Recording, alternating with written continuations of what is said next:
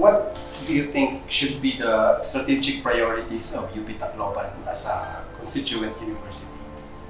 Pinakauna goal, we should have a realignment with the UP vision, UP Tacloban mission and vision, vis-a-vis regional development plan as well as the national development plan, both medium term and long term. So, pinaka-basic ko din eh. So, along that line, we can also integrate programs responsive to the needs of the region, particularly on disaster, education, public health, so itong mga areas, while at the same time training our faculties for more innovations insofar as delivery of services is concerned. Also, we have to prioritize education for all. Education for all meaning we have to probably can have some scholarships and extension programs, particularly in remote areas. As you know, basically, nakukurian yan because some are residing in far-flung barangays. In fact, some of them are crossing bridges, long bridges and rivers just to go to school. So I think UP Tacloban can spearhead in this kind of response together with concerned agencies, particularly the Department of Education and Culture.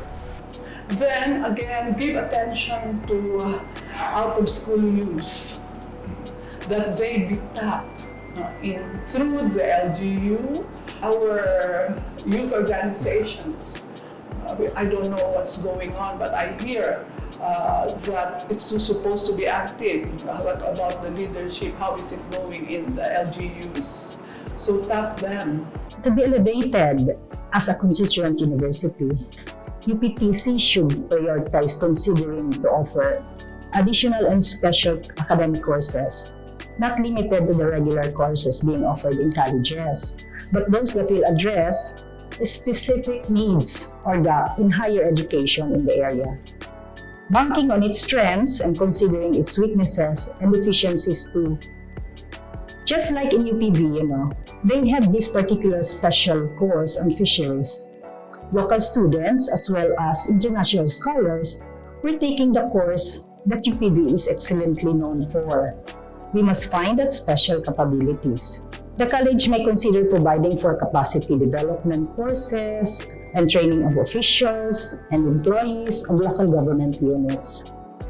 Courses on tourism development to boost the industry, given the specific tourist spots and that the region has to offer. And most important consideration is a course offering on agricultural research to improve food production in the region and boost economic activity. I think it's not so much as strategies, but as to how we can better serve the bigger community of Eastern Visayas in particular, to complement the region's strengths and mitigate its weaknesses. Given more independence, the school can better allocate its resources towards programs that are in line with the regional agenda, at the same time responsive to the needs of its member communities. I think UP Tacloban is a deeper role, and this particular move of the UP Board of Regents or the UP Presidency will certainly go a long way in terms of making UP Tacloban a meaningful institution. Now, the varied course offerings will definitely result in the increase in enrollment, coming from within as well as from outside the region. And so, preparation to meet the demands like libraries, technology, research facilities, and most importantly, manpower, that is faculty requirements, must also be prioritized. Well, as you start at every university, the first thing you do is the infrastructure. We need to have better infrastructure, better buildings, and with the advent of the AI change, specifically for Gen Zs, we need to get better internet, we need to get better communication systems up and running in the campus.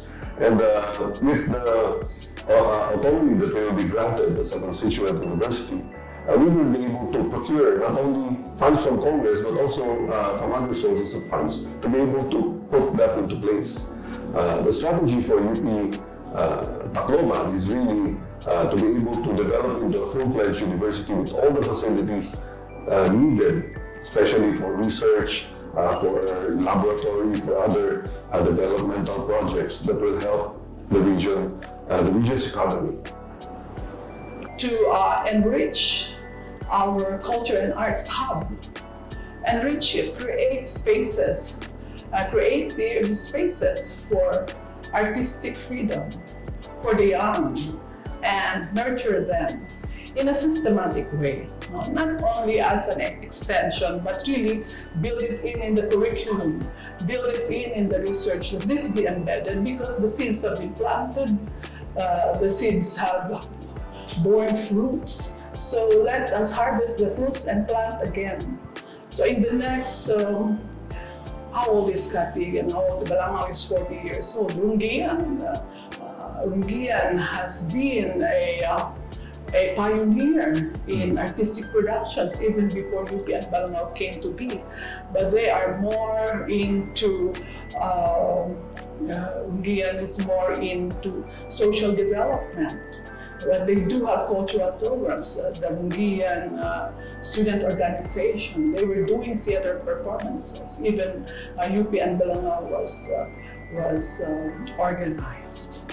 Then maybe come up once again with the choir, because we are a musical culture and studies in music also.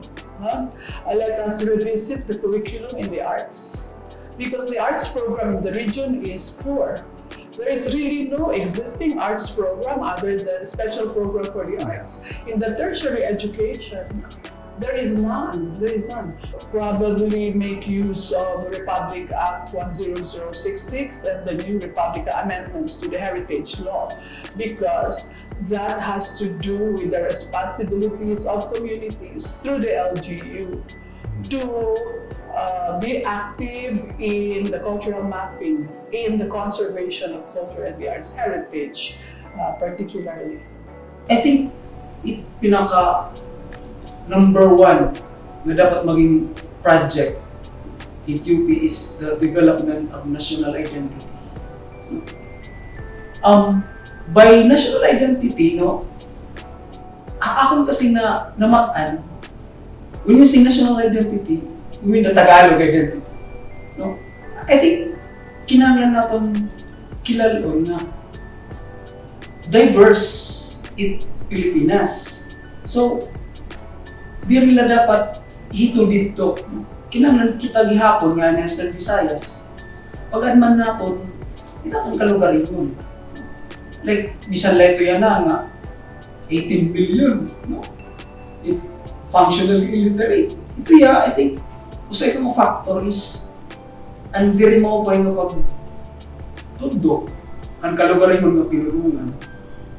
Basic man ito yan, Loro. Di mo maintindihan ito sa mga butang, gintutuduhayin mo, kung di rin mo naintindihan, ang lingwahe nga gigagamit, pagtutuduhayin mo. I think, I think hoping ko dito nga na experience dito UP Tacloban, like Arec Lake Samar, centers,